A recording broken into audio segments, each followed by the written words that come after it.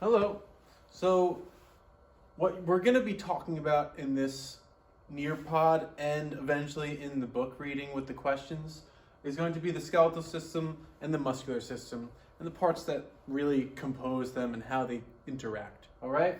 So, human bones are filled with a jelly-like substance called marrow.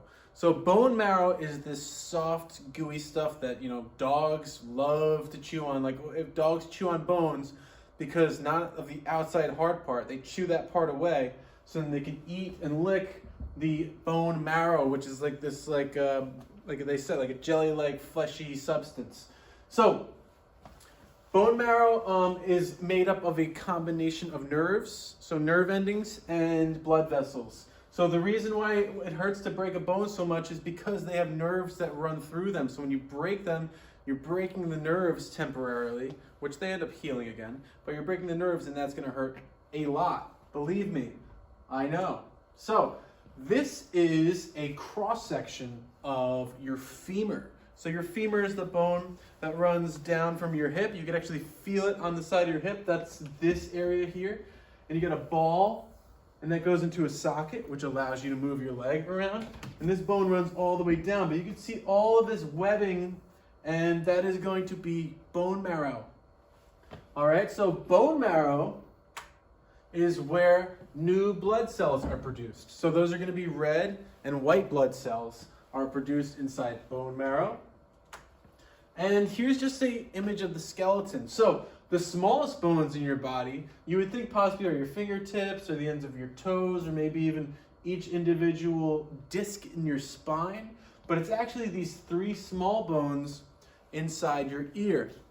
Eardrum bounces back and forth due to sound, and they also move as well. And those are going to be your hammer, your anvil, and your stirrup.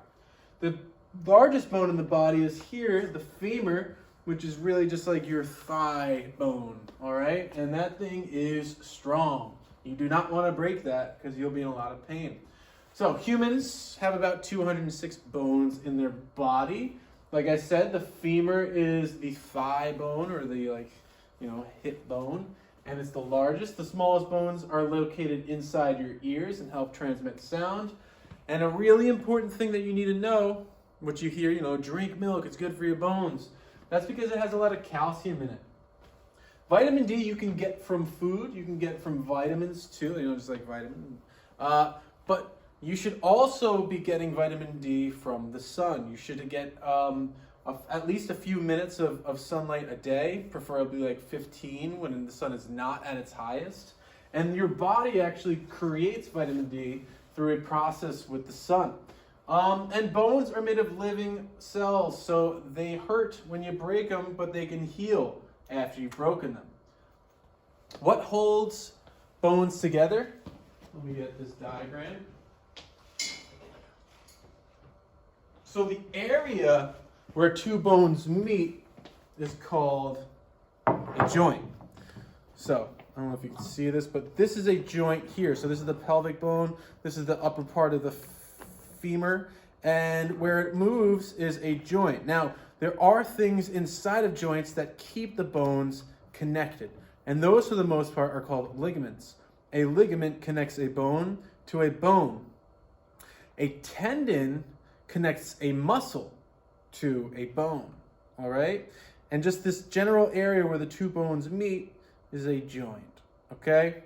Now, if it wasn't for these little, so each one of these is, a spinal disc, and in between them is a thing of cartilage. If it wasn't for the cartilage, these bones would be touching each other, grinding against each other, and causing the bones to eventually deteriorate and grind down and get a lot of arthritis, blah, blah, blah, blah, blah. Just not good stuff, okay? So, again, ligaments, like the ACL, connect bone to bone. Cartilage is on the edges of bone, so when they rub against each other, they don't grind away, right? You don't want them to grind away and really, rub up against each other. And then finally, tendons connect muscles to bones, all right? So there's three types of joints. There's hinge joints, ball and socket joints, and gliding joints. You're going to learn more about those in the reading. Main point, hinge joints tend to move in two directions. A ball and socket joint, like the hip and the shoulder, right? So the shoulder can move in many different directions, sideways, up, down, around, side to side, right? Up in an angle. So ball and socket joints are very mobile. And you got things like gliding joints. So gliding joints tend, like your finger, tend to move in two directions very easily, but can also move in other directions, but just not as much as a ball and socket joint can. All right, and there's cartilage between them. All right. So the muscular system, there are three types of muscles in the body. There are skeletal muscles, which what it sounds like, move your skeleton around, and those are voluntary muscles. So you can think about it and you make it happen, right? So like I could think like move my arm up, move my arm down. But then there's involuntary muscles, things that, happen while you're sleeping, things that happen, as a reaction to something. So your body actually can't, food doesn't just move through your body. Your body has to squeeze that food through your body. And if you heard your stomach gurgling and gurgling, that's your stomach actually moving without you thinking about it on its own. So the types of involuntary muscles are cardiac muscles. So cardiac means heart muscles and arteries and veins. So whatever has to do with your circulatory system or your cardiovascular system.